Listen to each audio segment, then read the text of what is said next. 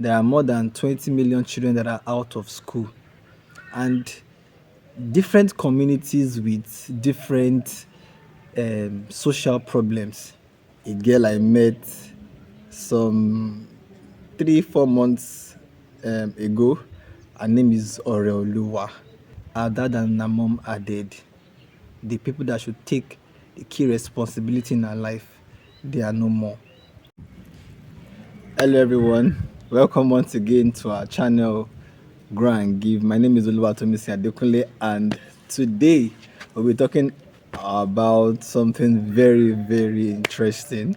Yes, we are not on the farm. We just finished harvesting we are still harvesting our tomatoes, just some few left on the farm, and I want to make the land rest for a while before we start farming again. But the proceeds we got from the previous planting season, we gathered it together, and we used it for the purpose it was meant for. And this is taking us or leading us to the journey of a girl I met some 3 4 months ago. Her name is Oreoluwa, and I actually met her walking. She was walking Popov in the morning when she's meant to be in school. So I had passed her, and the little just told me to reverse. She was actually sitting down in the place, I think from exhaustion or tiredness. From sorry, from exhaustion or tiredness, and this leaf keeps coming here. Sorry. Oh God. Okay. So I met her, and I asked her a few questions. Her name. She was very reluctant to tell me her name, and I told her that I'm not harming her or anything, but I am concerned that she's not in school. So I asked her why she was doing school. She was like she stays with her grandma, and I said, "So what about your dad and your mom?" She did not answer. So I just told her that I'm interested in now going back to school, but I'm going out now. I told her I taught in a school also around that area. So she said that if I want to see her, that I have to come to her house. So she gave me her address. There was no specific address because where we are currently is a remote area. So there's no number 10, number 5 or anything. She just gave me that when I get to this place, I should ask for the so person to direct me, stuff like that. So that was how I met Oroluwa that day. I couldn't take any video, any picture, or anything that day because it was a very sensitive moment. There was no point in me bringing out my phone and start. No, it doesn't make sense. So I did not visit her until I think the next 2 weeks because I was really reluctant because she was uncomfortable. She's a girl. Assuming it was a boy, maybe it would have been more comfortable. But she felt I was a stranger or maybe wanted to pray. And I know how um, guys do or girls these days in this part of the country actually. So I went there, and when I got there, with I saw I went there with a fellow of mine, like a colleague, and we saw the grandma. And immediately we saw the grandma, and I introduced myself. She was like, that she has been expecting me. That why didn't I come? That the girl has been disturbing her from that moment that I saw her. That she gave me that the girl gave me the address that she was expecting me. She has been expecting myself. She should not be angry that I got involved in some things, but I'm here now. So she welcomed us, and she now began to narrate the story. And the reality of Oreoluwa is that she's less privileged. That's the truth, and this is the sad reality that is faced by a lot of children in Nigeria. There are more than 20 million children that are out of school, and different communities with different social problems. Now, what is social problem about Oreoluwa? Her dad and her mom are dead. The people that should take the key responsibility in her life, they are no more. And she's now staying with her grandma with all of her siblings. I think she has four siblings, yes.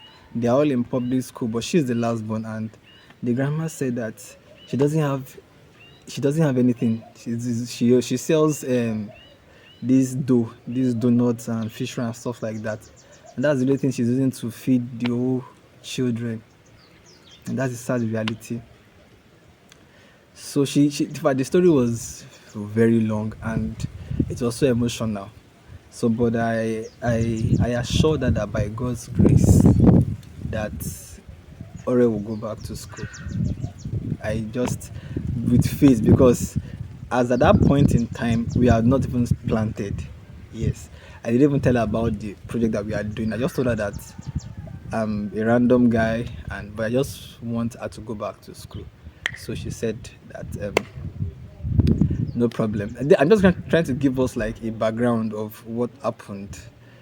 It's longer than this. So I began to press some buttons here and there, schools, this and that. So, but when we looked at it, we felt that the most sustainable means of Ore getting back to school is just to go to a public school because maybe well, public school is just very sustainable. So we um we spoke to someone around and she gave us all what we'll be needing, though we had to pay some amount.